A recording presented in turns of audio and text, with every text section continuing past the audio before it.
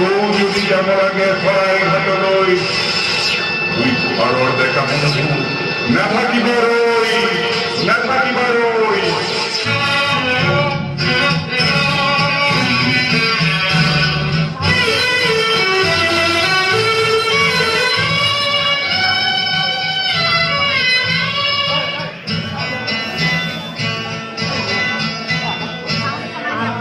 যদি যাব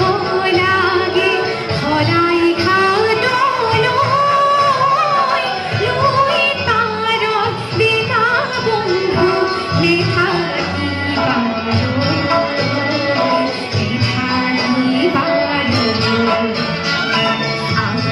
যদি যাব